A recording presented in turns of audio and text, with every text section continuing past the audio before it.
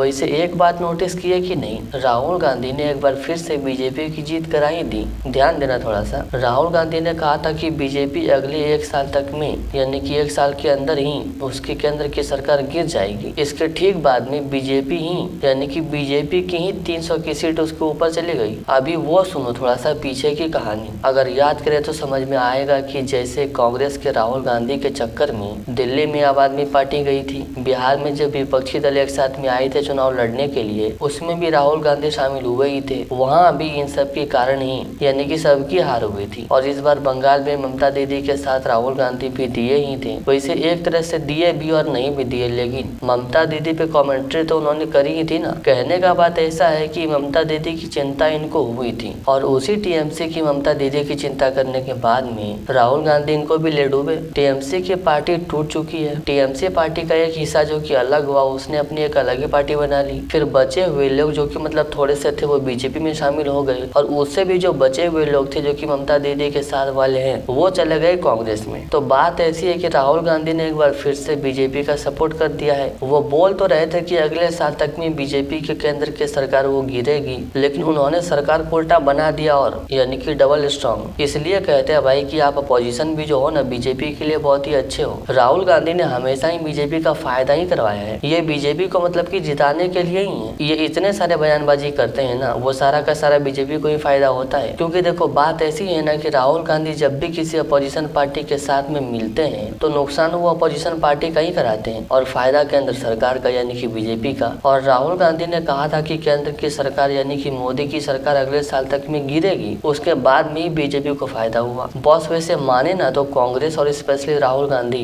कांग्रेस के लिए लकी हो ना हो, लेकिन ये बीजेपी के लिए तो फुल्ली लकी है भाई। आप थोड़ा सा ये सोचो कि जिस पार्टी की सीट 300 से ऊपर हो चुकी है टीएमसी टूटने के बाद में, क्योंकि टीएमसी पार्टी वाले भी कुछ हद तक इनसे मिले, यानी कि बीजेपी से, और खबरें जैसे कि चल रही है कि एनडीए की सीट भी जो कुछ है वो बीजेपी में शामिल हो सकते हैं। यानी कि एनडीए जो है वो बीजेपी से मिली हुई है, लेकिन अब इन दोनों का कुछ मर्जर टाइप में भी हो सकता है, यानी कि एनडीए के कुछ सदस्य वो बीजेपी में जा सकते हैं। वैसे भी इस खबर पे कंफर्मेशन पूरी तरीके से आना बाकी है, लेकिन फिर भी चांस है, मतलब कि सीट यहाँ पे और भी ज्यादा बढ़ने का चांस हो रहा है। तो सोचो कि जिस पार्टी के पास में इतना सीट ऑलरेडी है, इतने मेंबर्स पहले से ही पड़े हुए हैं, उसकी सरकार कैसे गिरेगी बताओ। अब ये जो राहुल गांधी की गणित में मतलब कि थोड़ा सा गड़बड़ी है, हिला डुला है कुछ, या फिर वो जानते हैं कि बीजेपी को जिताना कैसे है। उनकी बयानबाजी को देख के ऐसा लगता है ना जैसे कि बीजेपी को ये हेट कर रहे हैं, लेकिन वो सपोर्ट ही कर रहे होते हैं। उनकी कहानी में और कथनी में ना जमीन आसमान का नहीं, बल्कि धरती और पाताल लोक का फर्क होता है भाई। आज तक कांग्रेस का भला तो ये कितना किया वो तो नहीं पता, लेकिन बीजेपी के लिए अपनी जान की बाजी ये लगा देते हैं। अभी ये टीएमसी पार्टी टूटी, कुछ बीजेपी में शामिल हुए तो बीजेपी को फायदा मिला, कुछ लोग कांग्रेस में भी शामिल हुए, उससे राहुल गांधी को भी और मतलब कांग्रेस को भी काफी फायदा मिला। यानी कि बात ऐसी है कि राहुल गांधी जहाँ भी चुनाव लड़ते हैं या फिर जिस पार्टी से मिलते हैं, वहाँ पे बीजेपी को फायदा मिलना पक्का है। बस बात ऐसी है ना कि जहाँ भी गए हैं समझ लो कि वहाँ से बीजेपी की सीट पक्की है। ये राहुल गांधी वैसे केंद्र की सरकार गिराएंगे या फिर नहीं, ये तो पक्का नहीं है, लेकिन